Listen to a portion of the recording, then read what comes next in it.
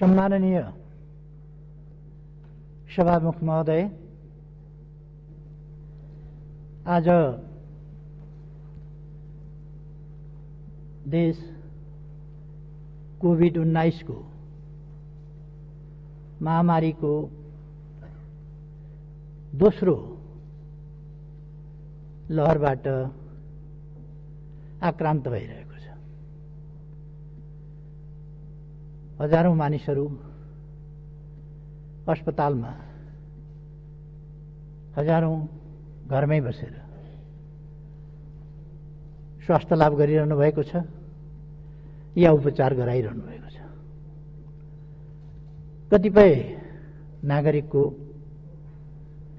अमूल्य जीवन यस महामारीको कारणले अन्त्य भइरहेको छ। यसका विरुद्ध हामी लडाईँ लडिरहेका छौं। सरकारको ध्यान यति बेला कोभिड-19 को रोकथाम र त्यसको उपचारमा केन्द्रित छ र आवश्यकता अनुसार आफ्ना यस विरुद्धको लडाईँका कदमहरूलाई विभिन्न ढंगले प्रभावकारी रूपमा अगाडि पनि बढाइरहेको छ। म कोभिड-19बाट आफ्नो अमूल्य जीवन गुमाउनुहुने सबैप्रति श्रद्धासुमन अर्पण गर्छु। उहाँको निधनमा दुख व्यक्त गर्छु र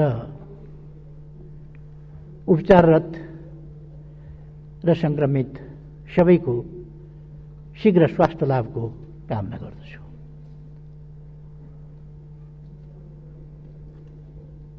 यति बेला हामी सबै कोभिड विरुद्धको लडाईँलाई पक्ष विपक्षको विषय नबनाई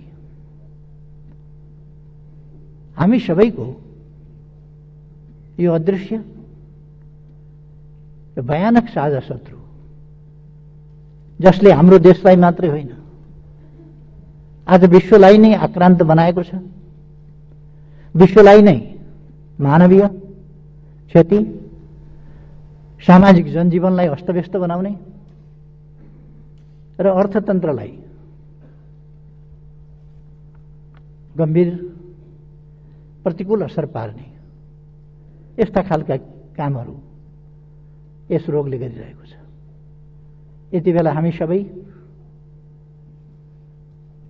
विचारका भिन्नताहरू अथवा संस्थागत भिन्नता वा कुनै प्रकारका भिन्नताहरूलाई थाती राखेर यसका विरुद्ध एकजुट भएर लड्नुपर्ने आवश्यकता हामी सबैले महसुस गर्नुपर्दछ र यसलाई आफ्नो पक्षका निम्ति कुनै पनि हिसाबले प्रयोग गर्ने खालको सोच हामीमा आउनु पनि हुँदैन। त्यसर्थ म सबैलाई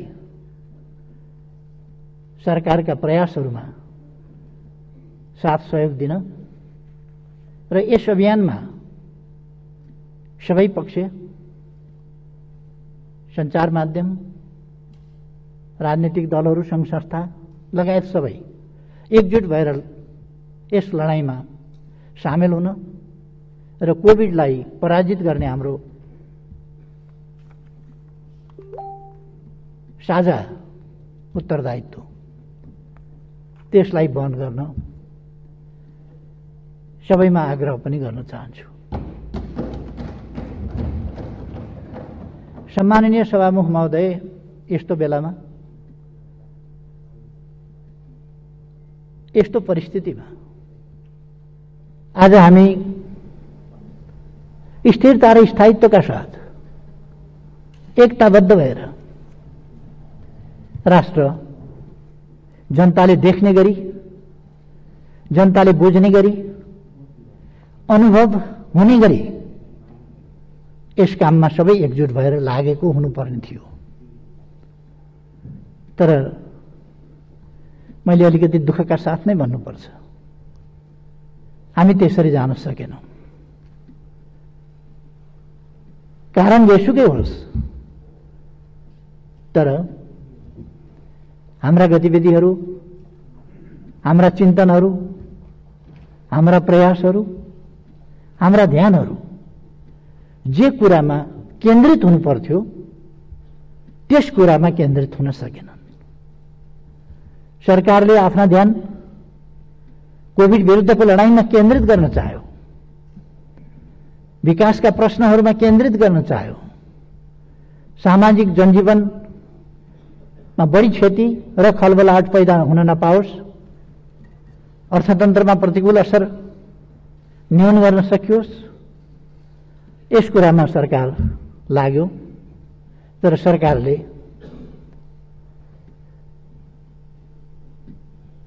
अनेक अप्ठ्याराहरूको सामना गर्नु परिरह्यो। मलाई अचम्म लाग्छ, हामी कोभिड विरुद्धको लडाईँमा छौं। कतिपय पक्षमा, कतिपय कर्नरमा प्रधानमन्त्रीमाथि हिलो छ्याप्ने वा सरकारमाथि हिलो छ्याप्ने र कोभिड विरुद्धको औषधि खरिद जस्ता कुराहरूमा भएको भ्रष्टाचारको नाममा कुरा उछाल्ने र नभएका कनेक्सन अनुचित ढंगले देखाउने, त्यस्ता खालका क्रियाकलापहरू भए। हामी सबैलाई थाहा छ भ्याक्सिनको अभाव छ दुनियाँमै। भ्याक्सिन प्राप्त गर्न मारामार भइरहेको छ। यस्तो अवस्थामा दक्षिण एसियामा भारतभन्दा पछि नेपाल पहिलो राष्ट्र हो आफू उत्पादक नभए पनि भ्याक्सिनको सुरुवात गर्ने, र भ्याक्सिन चलिरहेको छ। एउटा पनि पीसीआर टेस्टको हाम्रो सुविधा नभएको ठाउँमा अहिले 86 ठाउँमा हामी पीसीआर टेस्ट गरिरहेका छौं।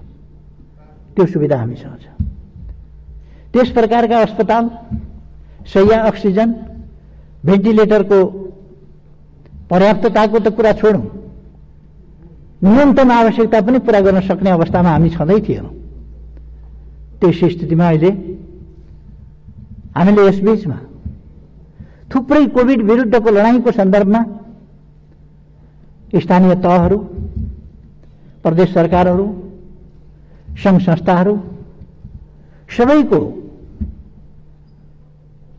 सरकारको सम्पूर्ण संयन्त्र सबैको साथ सहयोग लिएर सफलतापूर्वक पहिलो लहरलाई तुलनात्मक हिसाबले भन्ने हो भने न्यून क्षतिमै सरकारले नियन्त्रण गर्न सक्यो।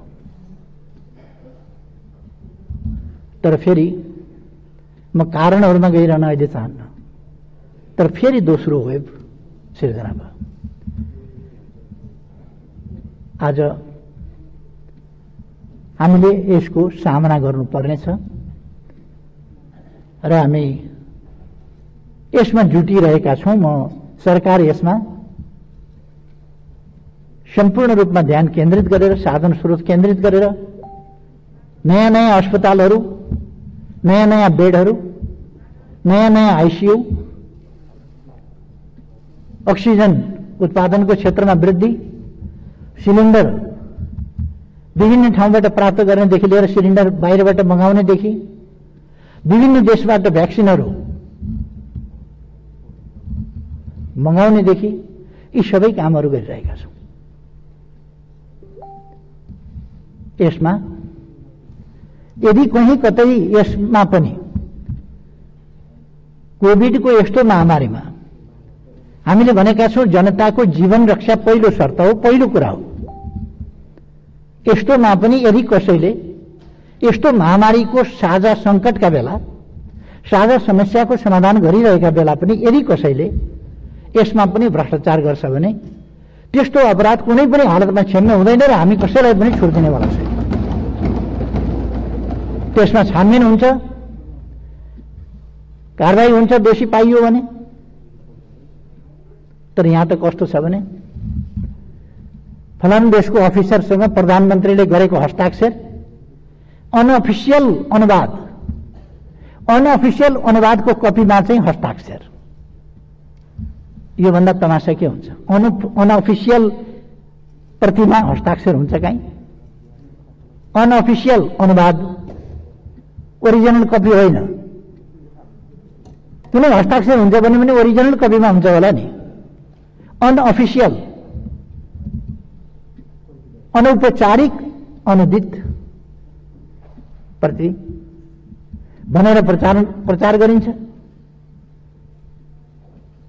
र त्यस्तोमा फेरि प्रधानमन्त्रीको हस्ताक्षर स्क्यान गरेर जोडिन्छ। यो सम्मका खेल नेपालमा हुने गर्छन्। म त्यसमा दुःख व्यक्त गर्न चाहन्छु। हामी यति साह्रो तल झर्नु हुँदैन। आफूलाई यति साह्रो कृत्य काममा संलग्न गराउनु हुँदैन। मेरो यसमा आग्रह छ। चाहे राष्ट्रियताको सवाल होस्, चाहे लोकतन्त्रको सवाल होस्, चाहे जनजीविकाको सवाल होस्, चाहे शान्ति सुव्यवस्था सुशासन मानवाधिकारको सवाल होस्, चाहे भ्रष्टाचार विरुद्धको हाम्रो लडाईँको सवाल होस्, कुनै पनि कुरामा सरकार अनुचित तरिकाले, अनुचित प्रश्नमा, अनुचित दृष्टिकोण र अडानमा कुनै सम्झौता गर्दैन। राष्ट्रिय हित, जनताको हितलाई छोडेर तलमाथि गर्दैन र गर्न दिँदैन भन्ने कुरो मैले पटक पटक यस गरिमामय सदनमा प्रस्तुत गरिसकेका छु। यस सम्बन्धमा मैले धेरै केही भन्नु छैन। खालि मैले यस्तो परिस्थितिमा आज हामी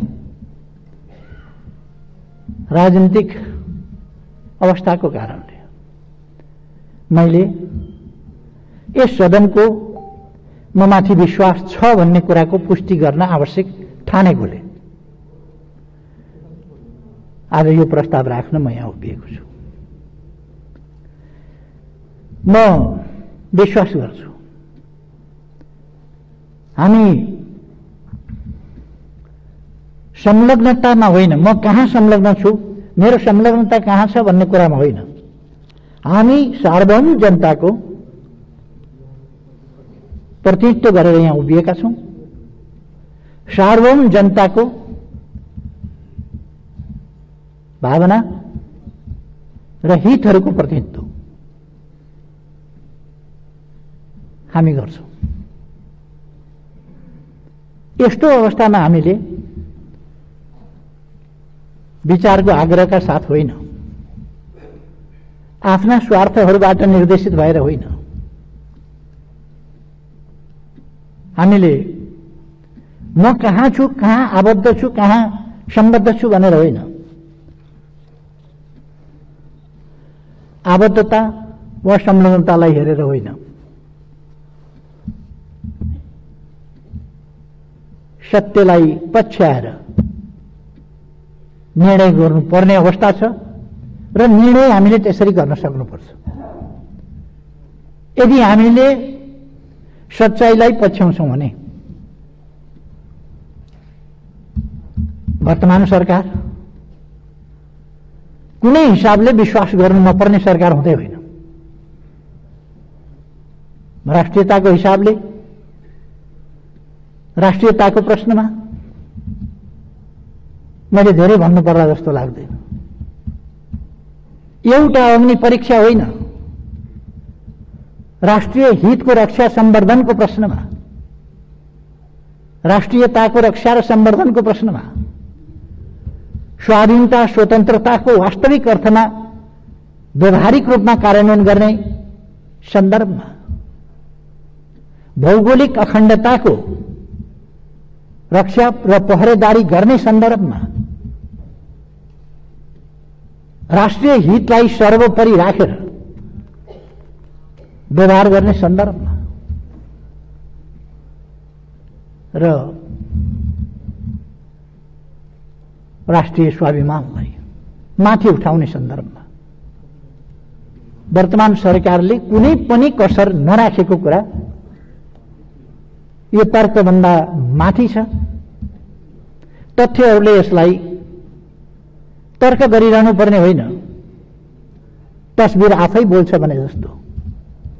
सत्यहरू आफै बोल्छन्, हाम्रा व्यवहार आफै बोल्छन्, हाम्रा उपलब्धिहरू आफै बोल्छन्, हामीले प्रस्तुत गरेका दृष्टिकोणहरू आफै बोल्छन्, हामीले लिएका उडानहरू आफै बोल्छन् र हामीले प्राप्त गरेका उपलब्धिहरू आफै बोल्छन्।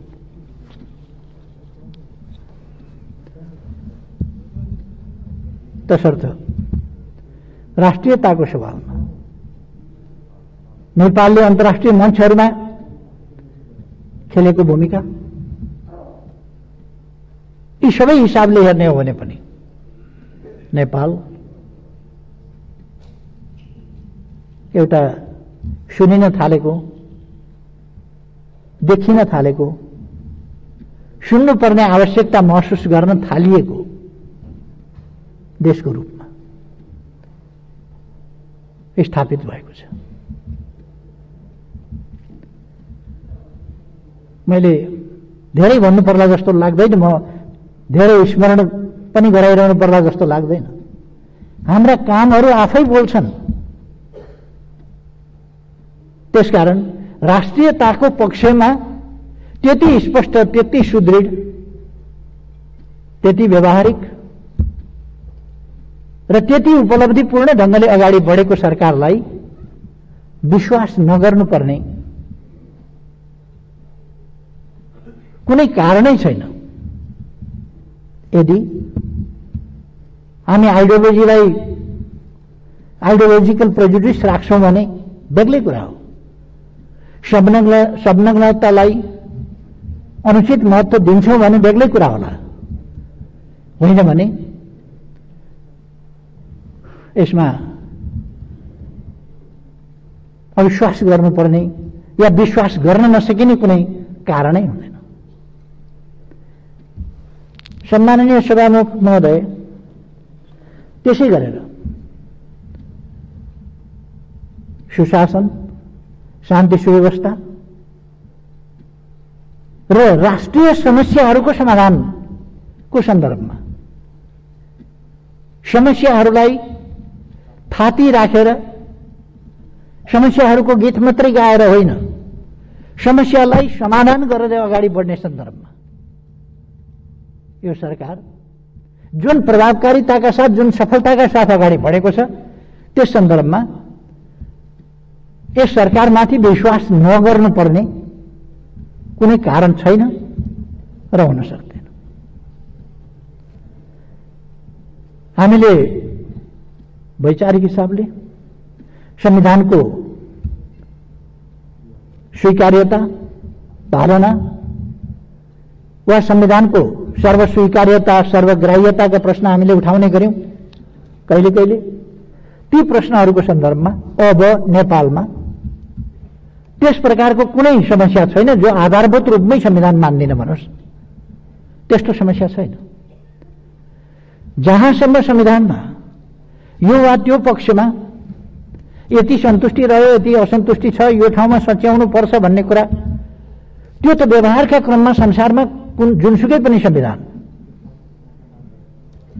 परिमार्जन हुँदै जान्छ। आवश्यकताका आधारमा देशलाई अगाडि बढाउने सन्दर्भमा संविधानको कार्यान्वयनकै सन्दर्भमा प्राप्त अनुभवहरू र ती अनुभवहरूले देखाएका परिवर्तनका आवश्यकताहरू अनुरूप र देशलाई अगाडि बढाउनका निम्ति औचित्यपूर्ण ढंगले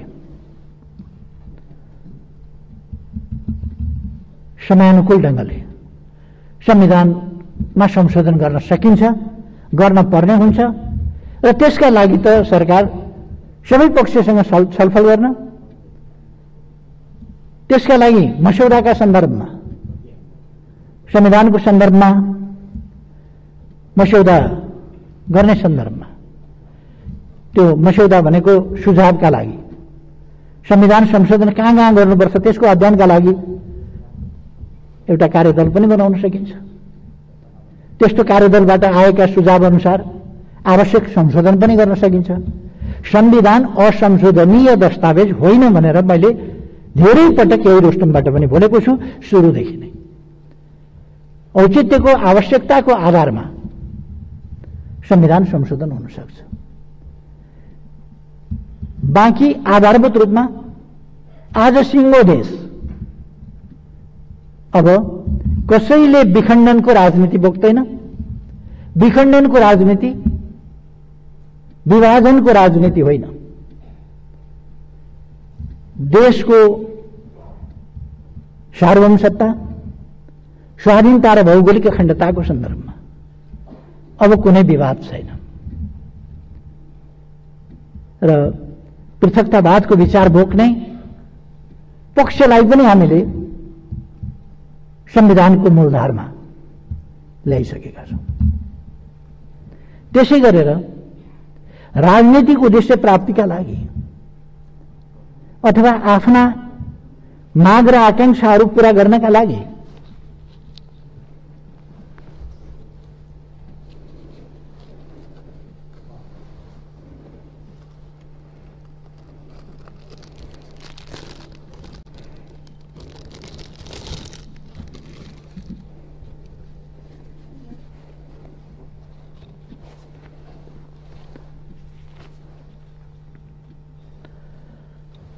हिंसालाई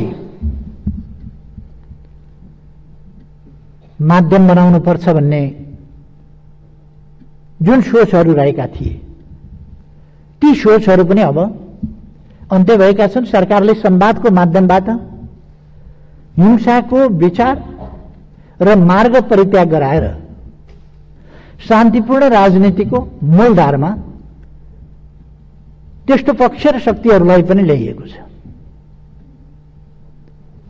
यस्ता सफलताहरू दशकौंदेखि नेपालमा हिंसाको राजनीति अनवरत थियो अथवा राजनीतिका नाउँमा राजनीतिक उद्देश्य वा अभिष्ट प्राप्त गर्नका निम्ति हिंसाको पक्षपोषण त्यसको अवलम्बन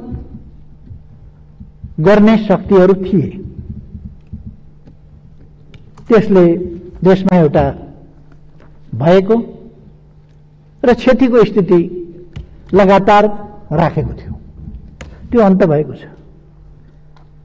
यी के ऐतिहासिक र ठूला उपलब्धिहरू होइन, यस्ता उपलब्धिहरू यही सरकारले गरेको छ। पुराना अपराधहरू पत्ता लगाएर दोषीहरूलाई कठघरामा ल्याइएको छ र ल्याइँदैछ।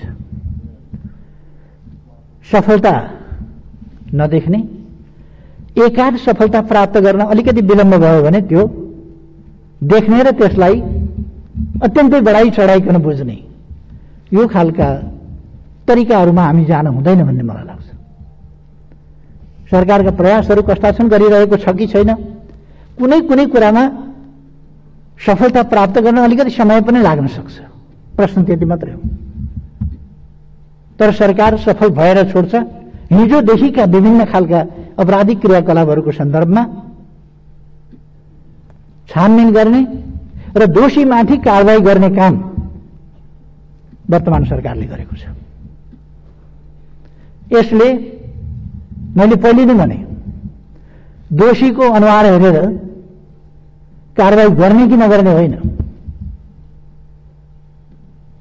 निष्पक्ष न्याय निरूपण भइसकेपछि वा त्यसरी गरिएपछि अनुहार हेर्ने गरिएको छैन। कुनै आग्रहवश, पूर्वाग्रहवश, प्रतिशोधका हिसाबले कुनै प्रकारको क्रियाकलाप वर्तमान सरकारले गर्दैन। अराजनीतिक हत्कण्डा अपनाउने या त्यस्ता अनुचित अराजनीतिक गैर कानूनी तरिकाले त्यस्ता कामहरू गर्दैन। मैले पहिले पनि यस सम्मानित सदन समक्ष यी कुराहरू राखिसकेका छु। त्यसकारण यस सरकारलाई विश्वास नगर्नुपर्ने कुनै कारणै छैन।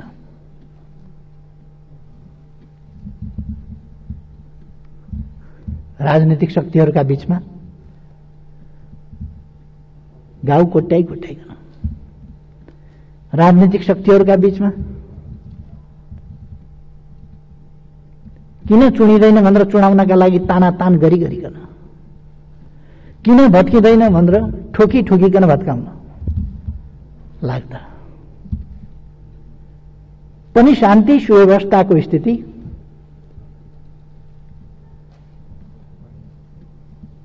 राम्रो छ। फेरि यदि हामी सत्यलाई स्वीकारेर अगाडि बढ्न तयार हुन्छौं भने यस सरकारलाई समर्थन विश्वास नगर्नुपर्ने कुनै कारणै छैन। त्यसकारण मैले विश्वासको मत लिने र सदनको आफूमाथि विश्वास छ भन्ने कुरा स्पष्ट गर्न चाहेको। सभामुख महोदय, विकास निर्माणको क्षेत्रमा, पूर्वाधारको क्षेत्रमा, भौतिक पूर्वाधार विकासको क्षेत्रमा, राजमार्ग, बाटा, घाटा, पुल, जोलुङ्गे पुल आदिको निर्माणको सन्दर्भमा, नेपाललाई सुरुङ मार्गको नयाँ युगमा प्रवेश गराउने सन्दर्भमा, नयाँ नयाँ हवाई मैदानहरूको काम तीव्रताका साथ अगाडि बढाउने सन्दर्भमा अथवा अरू विभिन्न पक्षहरूमा, सञ्चारको क्षेत्रमा अहिले यति धेरै कामहरू भएका छन्। हामी आफ्नो मोबाइलबाट घरमै बसेर आफ्नो जमिनको केमा क्याल्सियम कम छ, केमा फस्फरस कम छ, केमा नाइट्रोजन कम छ, केमा कुन मल कम छ, के बाली लगाउन कति के मल लगाउनु पर्छ भन्ने घरमै बसेर जानकारी पाउन सक्छौं। त्यसरी हामीले डिजिटल म्यापिङ गरिसकेका छौं।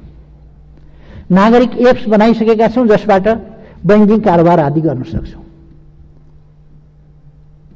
थुप्रै कामहरू यस्ता भएका छन् जहाँ विकासमा प्रविधिको प्रयोग, सञ्चारमा पनि प्रविधिको प्रयोगबाट ठूलो विकास गरिएको छ र डिजिटल नेपाल बनाउने हाम्रो अठोट त्यसलाई प्राप्त गर्ने कोसिस गरिएको छ। डिजिटल नेपालको सन्दर्भमा 4G सेवा सबैतिर पुर्याइएको छ, 5G को प्रयोग गरिरहेको छ। अहिले अरू मेरो किता भनेर आफ्नै मोबाइलमा अब आफ्नो जमिन हेर्न सकिन्छ।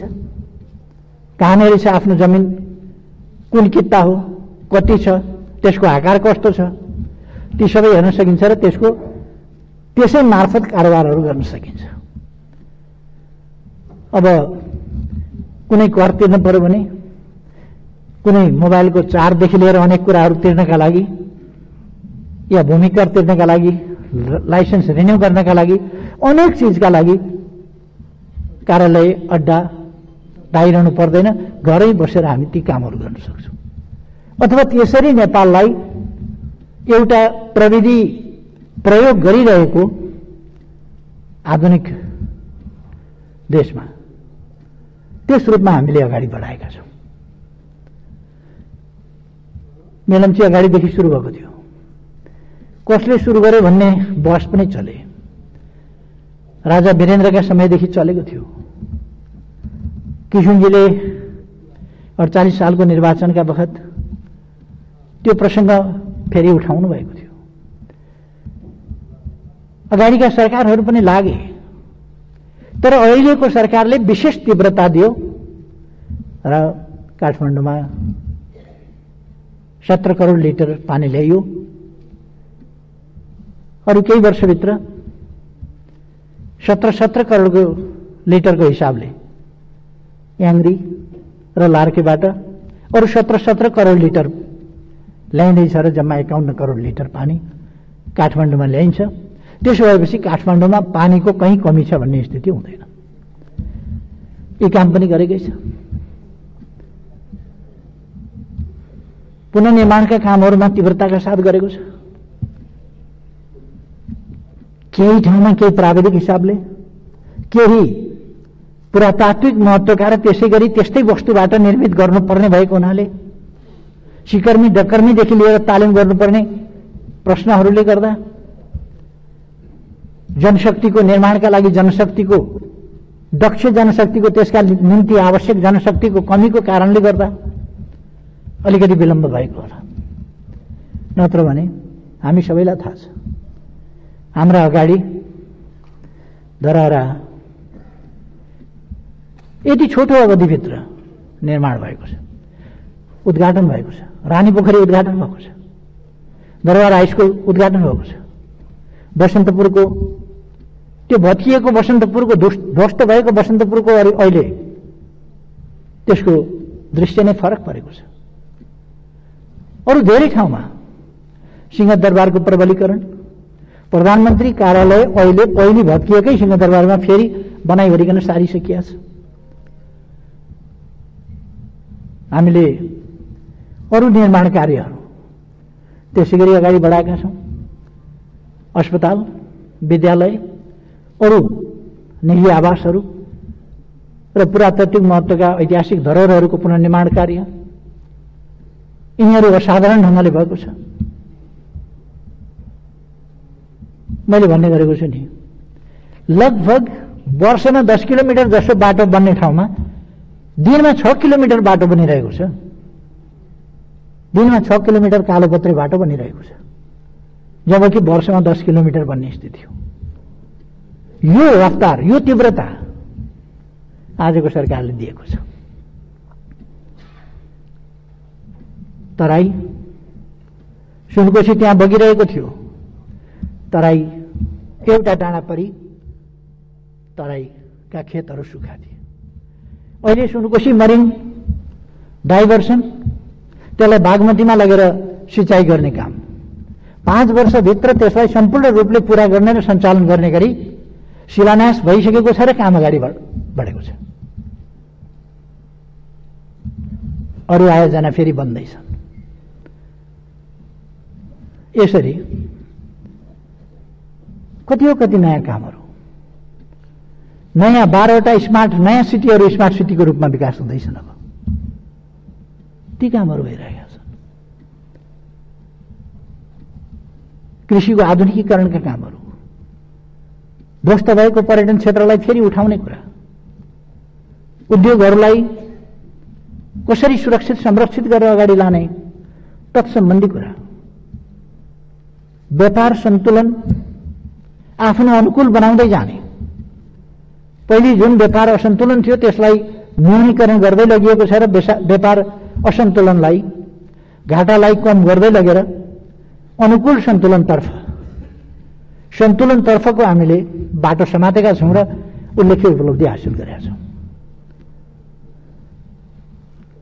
सामाजिक पूर्वाधार विकासको सन्दर्भमा भन्ने हो भने शिक्षाका क्षेत्र, स्वास्थ्यका क्षेत्र, अरू क्षेत्रहरूमा, बालबालिका इनरोलमेन्टको प्रश्नमा अथवा उनीहरूले फेरि स्कुलबाट ड्रप आउट हुने अथवा स्कुल छोडेर बाहिर जाने स्थिति नहोस् भन्ने सन्दर्भमा, त्यस सन्दर्भमा पनि सरकारले गम्भीरताका साथ ध्यान दिएको छ।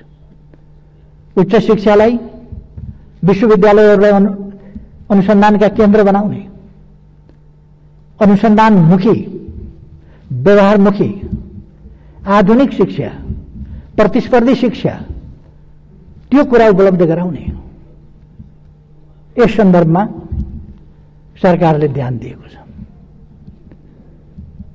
कृषिलाई कसरी ठूलो मात्रामा उत्पादनमा लान सकिन्छ, उच्च उत्पादन वृद्धि दर कसरी कायम गर्न सकिन्छ, त्यसै हिसाबले यस्तो बेलामा पनि कृषि क्षेत्रमा उत्पादन वृद्धि दर राम्रो रह्यो।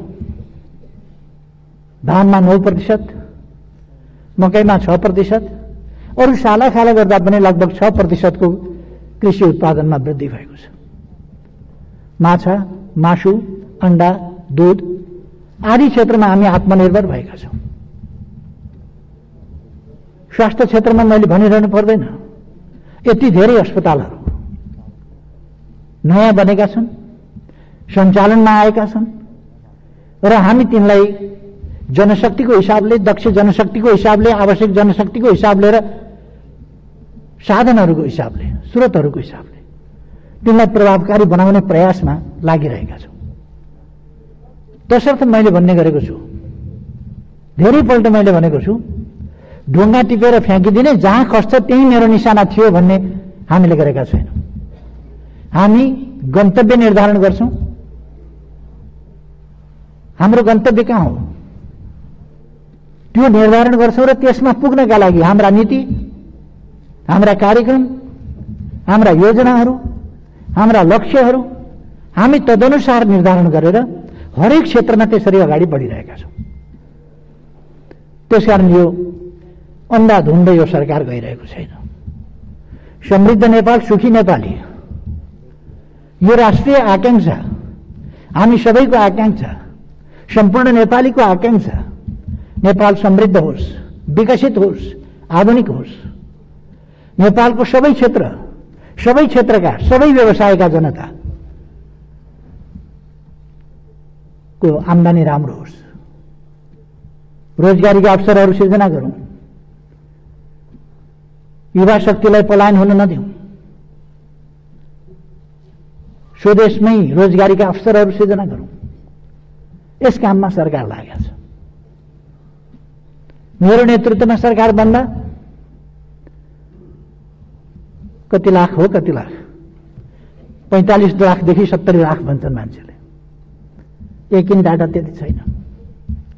त्यत्रो संख्यामा युवाहरू अवसरको खोजीमा बाहिर, रोजगारीको खोजीमा बाहिर, त्यो स्थिति थियो र त्यस स्थितिमा सरकार जिम्मा लिएर एकै रातमा जादुको छडीले जस्तो कन्ट्र्याक्ट गरेर गइसकेका मान्छेहरूलाई फिर्ता ल्याउने अथवा त्यो एउटा सिलसिला र यहाँ बाँझै रहेका घरखेतहरू एकैचोटि हराभरा हुँदैनथे।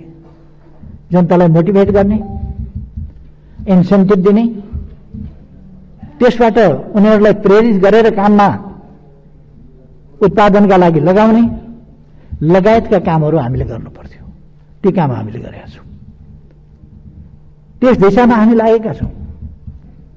त्यसकारण रोजगारीका कार्यक्रम, स्वरोजगार कार्यक्रम, युवा स्वरोजगार कार्यक्रम लगायत महिला उत्थानका कार्यक्रम, यी कार्यक्रम गरेका छौं। त्यसै गरेर हामीले समाजलाई समाज जस्तो एउटा भद्रगोल स्थितिमा होइन। कोही सडकमा बालबालिका फालिएको छ, सडकमा कोही भिखमंगा भएर बालबालिका हिँडेको छ अथवा मान्छे अलपत्र भएर हिँडेको छ, त्यो स्थितिलाई अन्त गर्ने दृढ संकल्पका साथ हामीले सडक बालबालिका मुक्त देश यही 78 सालभित्र सम्पूर्ण रूपले बनाउने भनेर अहिले पनि हामीले सडक बालिका मुक्त गरेका छौं। काठमाडौँमा पहिले हाम्रा सन्तानहरूलाई, ससाना बालबालिकाहरूलाई अलपत्र पार्ने र तिनलाई खाते भन्ने उपनाम दिएर अपमान गर्ने, त्यस प्रकारको स्थिति थियो। अब नेपालबाट डिक्सनरीमा खाते भनेको उहिले नै सडकमा अलपत्र छोडिएका, सरकारले पनि नहेरेका, अभिभावक पनि नभएका, दुःख पाएका बालबालिकालाई भनिन्थ्यो भन्ने अर्थ राखिएला, तर त्यसको वर्तमान सन्दर्भमा कुनै अर्थ छैन भन्ने कुरा पनि डिक्सनरीमा लेखिन्छ। त्यो एउटा डेड ल्याङ्ग्वेज, डेड वर्डको रूपमा प्रयोग हुन्छ खाते भन्ने कुरा। त्यसै गरेर बेगर, असहाय मान्छेहरू, सडक सहयोगापेक्षी मान्छेहरू, त्यो रहन नदिने सरकारको संकल्प छ। त्यस अनुसार प्रभावकारी ढंगले सरकारले काम गरेको छ। सरकारले ज्येष्ठ नागरिकहरूका कुरा होस् अथवा औपचारिक अनौपचारिक क्षेत्रका मजदुरका कुरा हुन्,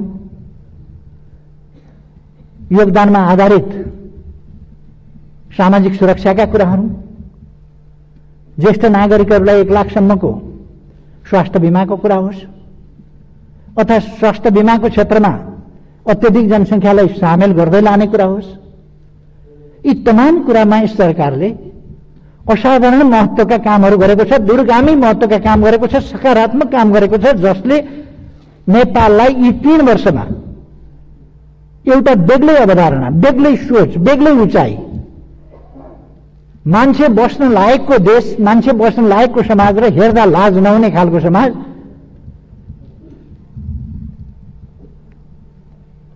र चल मैदान भन्ने स्थितिबाट अन्त गरेको छ। लोटा अगाडि राखेर टुक्रोका गाना हात लगाएर बस्ने स्थिति अन्त गरेका छ।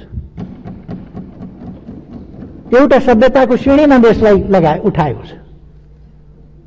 सडक बालबालिका मुक्त, सडक सहयोगापेक्षी मानव मुक्त, भिखारी मुक्त त्यो बनाएको छ र कोही अपवादको रूपमा छ भने त्यो अपवादलाई पनि हामीले 78 सालभित्र त्यो अपवादलाई अन्त्य गर्ने भनेर घोषणा गरेका छौँ। सभामुख महोदय, यी सबै उपलब्धि होइनन् र यी सबै सकारात्मक परिवर्तन होइनन् र यो छोटो समयमा गरिएका यी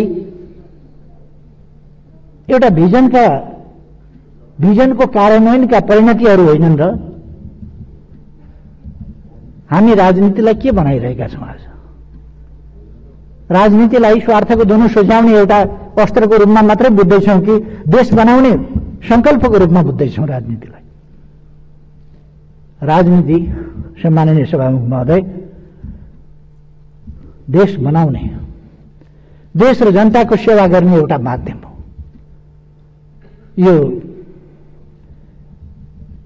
कसको सुप्रचार गरिदिनु पर्ने, कसको कुप्रचार गरेकै हुनुपर्ने, कसको विरोध गरेकै हुनुपर्ने, राम्रो गरे पनि निन्दै गरेको हुनुपर्ने, बनाए पनि जस नदिने, नबनाए त झन् जस दिने कुरै भएन, गरे पनि जस नदिने, नगरे त कुरै भएन। यस खालको कुरा आज हामीले अन्धा अपाङ्गता भएका व्यक्तिहरू, शारीरिक रूपले अशक्त व्यक्तिहरू, उनीहरूलाई पनि सामाजिक सुरक्षाको दायराभित्र ल्याएका छौँ। एकल महिलाहरू, उहाँहरूलाई सामाजिक सुरक्षाको दायराभित्र ल्याएका छौँ। कोही छैन भने सरकार छ, कसैले हेर्दैन भने सरकारले हेर्छ, कसैको अभिभावक छैन भने सरकारले हेर्छ, कसैको सन्तान र सहारा छैन भने सरकारले हेर्छ। सरकार अभिभावक हो, सरकार सहारा हो, सरकार अभिभावक हो, सरकार विकासको अगुवा हो, नीति निर्माता हो, मार्गदर्शक हो। त्यस रूपमा काम गरेको छ र गर्छ सभामुख महोदय। त्यसर्थ मैले विश्वास लिएको छु कि मान्यज्यूहरूले हुन भन्ने पक्षमा त कसरी रेजा लाउन, कसरी सही गर्न सक्नुहुन्छ सभामुख महोदय? कसरी सक्नुहुन्छ? बाहिरबाट आउँदासम्म अलिक दिन भेटमा हुँदा ओर्दा अलिअलि फोन पनि गर्दैन, प्रधानमन्त्रीले भन्ने रिस पनि अलिक थियो कि असन्तुष्टि पनि थियो कि त्यो पनि अब छोडिदिनुहोस् प्लिज। म काममै लागेर नभ्याएको, मेरो कसैप्रति कुनै आग्रह पूर्वाग्रह छैन। यस सदनले मलाई निर्वाचित गरेको, यस सदनको बलले 3 वर्षभन्दा बढी सभामुख महोदय म प्रधानमन्त्रीको हैसियतमा यस्तो स्टममा उभिएको छु। यही सदनको बलले फेरि पनि रहन्छु भन्ने मलाई विश्वास छ, किनभने सदनको विवेकमाथि म पूर्ण रूपमा भरोसा गर्छु। सभामुख महोदय, मैले धेरै केही भन्नु पर्ला जस्तो लाग्दैन। हामीले मानव अधिकारको क्षेत्रमा होस्, वातावरणको क्षेत्रमा होस्, अरू क्षेत्रमा होस्, अनेक क्षेत्रमा असाधारण काम गरेका छौँ। हामीले सगरमाथा संवाद राखेका थियौँ, कोभिडको कारणले हुन सकेन। अब आउँदो अक्टोबरतिर राख्ने भन्ने विचार गरेका छौँ र मलाई विश्वास छ कोभिड हामी छिटै नै नियन्त्रण गर्न सक्छौँ। कोभिडलाई पराजित गर्ने सबभन्दा महत्त्वपूर्ण कुरा कोभिड सर्न नदिनु हो। कोभिड सर्न नदिएपछि कोभिड पराजित गर्न सकिन्छ। त्यसका लागि मास्क लगाऊं, सामाजिक दूरी कायम राखौं, सेनिटाइजरको प्रयोग गरौं, हात धौं, स्वास्थ्य मापदण्डहरू बराबर प्रचार भएका छन्। यो हामी सबैका लागि हो। ओहदा जेसुकै होस्, कोरोनाले ओहदा चिन्दैन, सोशल स्ट्याटस चिन्दैन। त्यसकारण केही पनि नचिन्ने भएको हुनाले हरेकले कोरोनालाई पराजित गर्न हरेकको योगदान आवश्यक छ। हरेकको योगदान, हरेक नेपाली दाजुभाइ दिदीबहिनीहरूलाई पनि यस सदन मार्फत म आग्रह गर्न चाहन्छु, कोभिड-19 विरुद्धको यस अभियानमा हामी फेरि पनि लागौं। सरकार जसको बन्ला, जस्तो बन्ला, बेग्लै कुरा हो। यसो भनेपछि कतिपय साथीहरूलाई फेरि कसको बन्ला, कस्तो बन्ला भन्दा मैले यो सैद्धान्तिक रूपमा भनेको, यस सदनले अर्को म छँदै अर्कोलाई बनाउँछ प्रधानमन्त्री भन्ने म कसरी चिताउँछु र? यस्तो काम मैले अहिले भनेका यति काम गरेको ठाउँमा। त्यसर्थ सभामुख महोदय, म यस गरिमामय सदनको आज पनि बाहिरका हल्लाखल्लाहरू बेग्लै हुन्। सभामुख महोदय, विघटित प्रतिनिधि सभा पुनर्स्थापना गरियो। पुनर्स्थापना भएपछि प्रधानमन्त्री बाहिर भनियो, प्रधानमन्त्री भएन भनेर। अब मन नपरेकाले विपक्षले बाहिर भन्नु एउटा कुरा हो, तर अविश्वास त माथि कसैले गरेन सभामुख महोदय, कसैले गरेन। पुनर्स्थापना भइसकेपछि यत्रो समय मैले कहिले राजनीतिमा यस्तो अलिकति अब सँगै भएपछि, एउटै देशमा काम गरेपछि यताउता कहिले अलिअलि भनाभन पनि हुँदो रहेछ। अब कोही साथीहरूले के भन्ने, कोही साथीहरूले के भन्ने भएपछि मैले पनि अलिअलि केही भने होला। पार्टी अलग भइसक्दाखेरि पनि, विश्वास छैन भन्दाखेरि पनि समर्थन फिर्ता त लिनु भएन। कति सुदृढ समर्थन रहेछ भन्ने कुरा सभामुख महोदय, मैले आफैले अब म विश्वासको मत लिन्छु भनेर नभनेसम्म त समर्थन त फिर्ता लिनु भएन। 2 दिन भएको छ भर्खर समर्थन फिर्ता भएको, केही बिग्रिएको छैन। आज के भइगयो फेरि।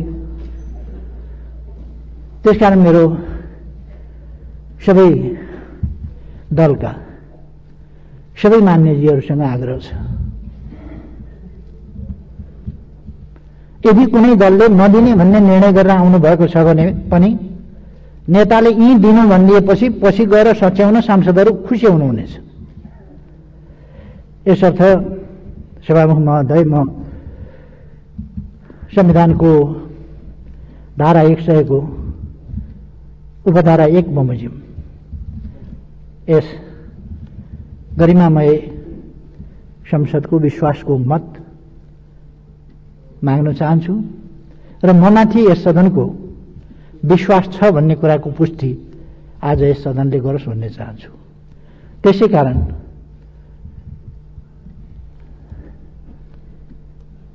प्रतिनिधि सभा नियमावली 2075 को नियम 52 को उपनियम 2 बमोजिम ममाथि यस प्रतिनिधि सभाको पूर्ण विश्वास छ भन्ने कुरा पुष्टि होस् भनेर म सम्मानित सदन समक्ष विधिवत प्रस्ताव राख्न चाहन्छु। मैले अपेक्षा र विश्वास गरेको छु सर्वसम्मतिले मान्यजीहरूले ममाथि विश्वास छ भन्ने मत जाहेर गर्नुहुनेछ। धन्यवाद।